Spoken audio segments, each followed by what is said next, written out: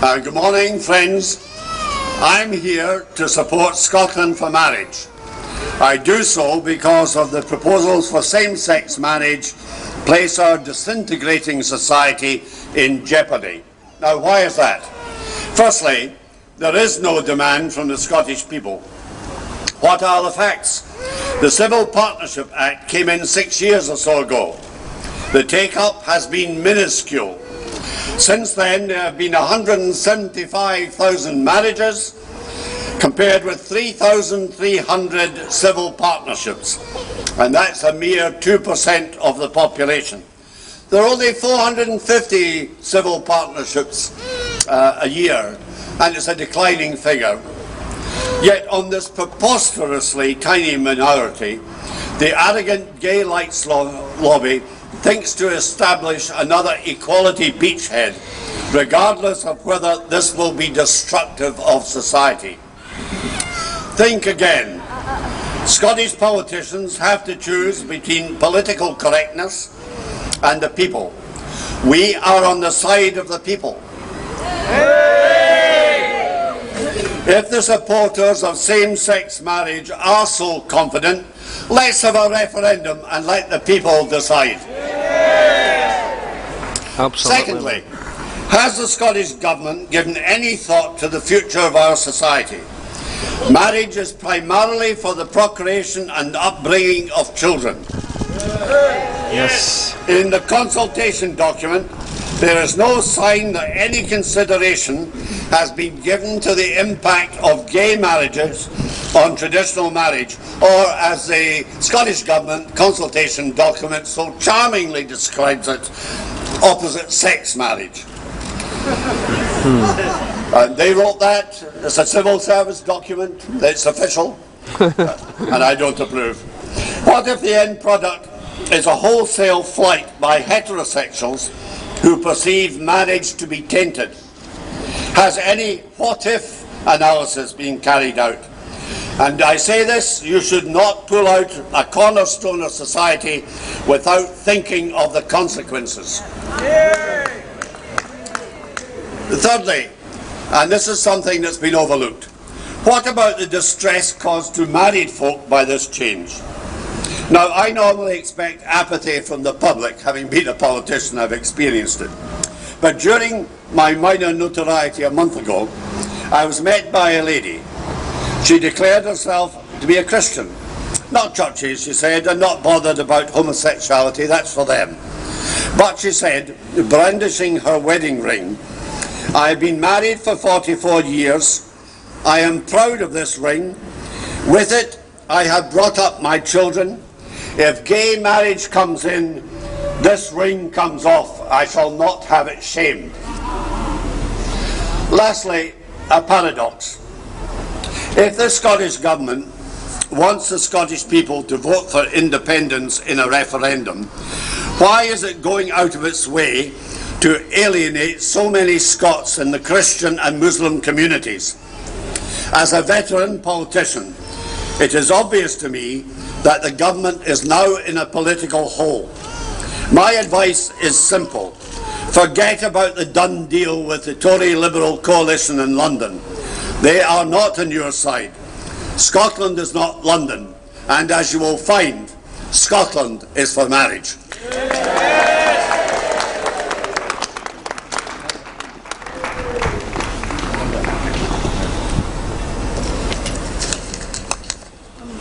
Thank you very much indeed, Gordon. Cardinal Keith O'Brien. Wonderful introduction. We were reminded that we had to leave behind the T-shirts before we leave here. No mention was made of our flags, and I would like to think that these flags will fly high over Scotland up to and long after the consultation process. So, Scotland for marriage on St Andrew's Day, this official launch now, a wonderful occasion at which we are all gathered.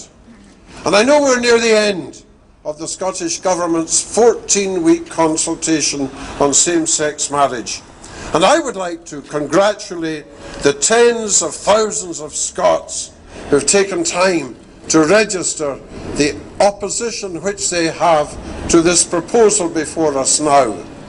There is no doubt whatsoever that when the responses are added up, those who do not want marriage to be redefined will greatly outnumber those who do.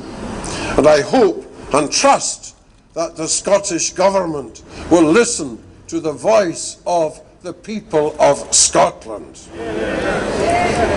And on the surface, that proposal to redefine marriage may seem to be something of an innocuous proposition.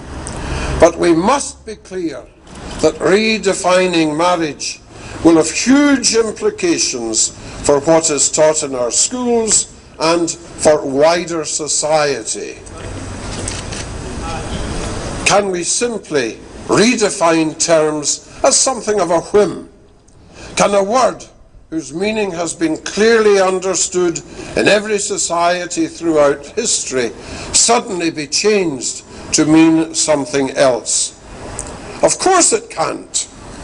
Yet when Scotland's politicians suggest that they might jettison the established understanding of marriage and subvert the meaning set out in Article 16 of the Universal Declaration on Human Rights as a relationship between men and women, the response from the political world seemed meek and seemed muted. But recent weeks have suggested that the response from the people of Scotland is anything but meek and muted, and your presence here this morning indicates that. The proposal represents a grotesque subversion of a universally accepted human right. And I know I speak for many people in Scotland when I say that. I speak for my brother bishops in Scotland. And this very day in Glasgow, my brother Archbishop Mario Conti will be preaching in line with myself in his cathedral in Glasgow, and shortly after the conclusion of this gathering, I will be preaching on the same subject in my own cathedral here in Edinburgh. There's no doubt that as a society we've become blasé about the importance of marriage as a stabilizing influence and less inclined to prize it as a very, very worthwhile institution.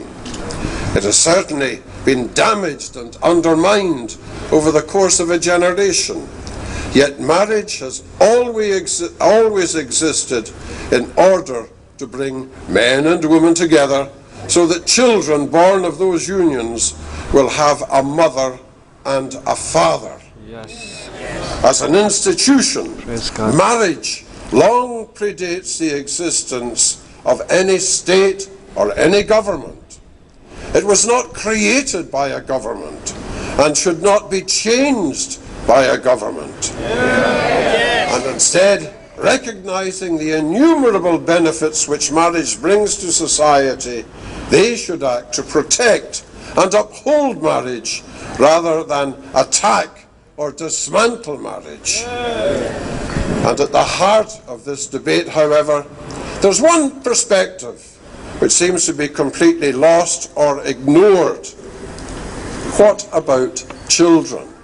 And it's wonderful to see children here with their mother or father or both today. All children deserve to begin life with a mother and a father. And the evidence in favour of the stability and well-being which this provides is overwhelming and unequivocal. The Universal Declaration on Human Rights is crystal clear when it says marriage is a right which applies to men and women, and goes on to say the family is the natural and fundamental group union of society and is entitled to protection by society and by the state. This universal truth is so evident that it should not really need to be repeated. If the Scottish Government attempt to demolish a universally recognised human right, they will have forfeited the trust which the nation, including peoples of all faiths and no faith, have placed in them, and their intolerance will shame Scotland in the eyes of the world. Yes! I would say that here, we and so many others who can't be here, but have signed petitions, have written letters to the Scottish Government, we will continue to preserve, to protect, and to defend the institution of marriage. And we urge everyone in our country to unite in support of Scotland for marriage. Cardinal Keith O'Brien.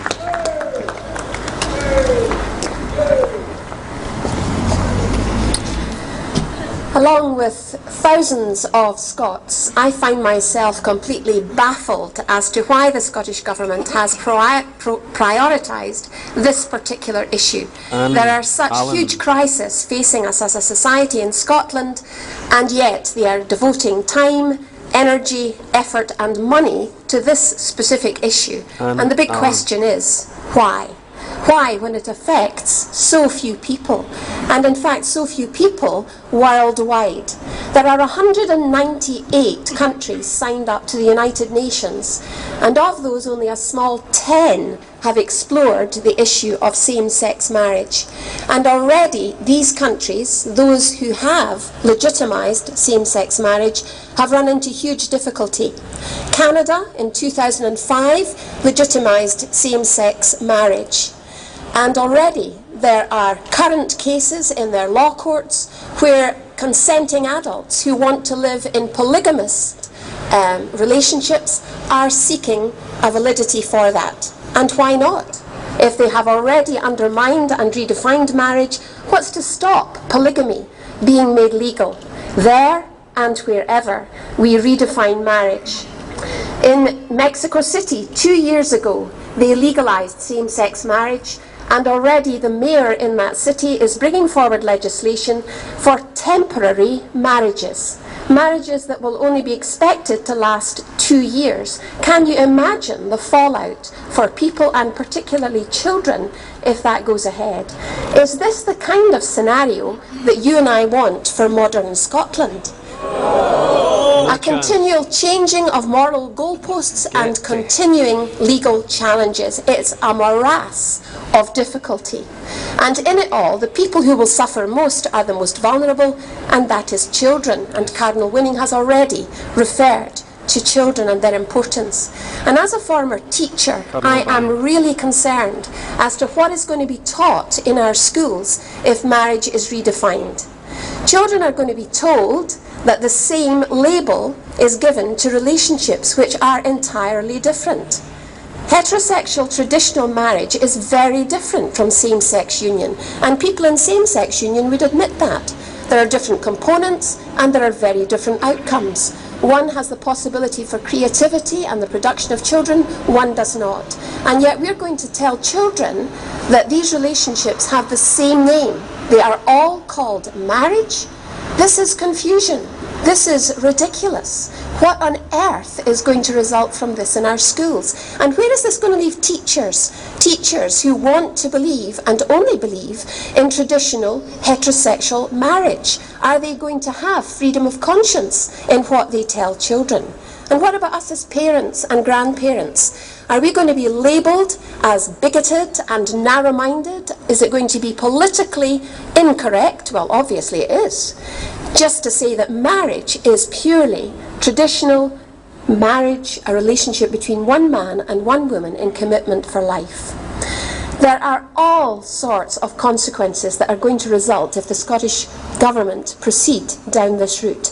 And I cannot see one positive consequence for the young people of Scotland or for the parents and grandparents in Scotland. And it's certainly not a route that I want to see our society travelling down. So I am very happy as a wife, as a mother and as a granny today to say I am for Scotland for marriage. And I do hope that we will use the coming weeks and months to spread the word and to gain support and to help people who currently are afraid to say what they really believe about this issue, don't be to afraid. come out and say, no, we're going to put our heads above the parapet and we are going to say, politically incorrect or not, marriage should be left alone and should not be redefined. Thank you, Anne. Very good.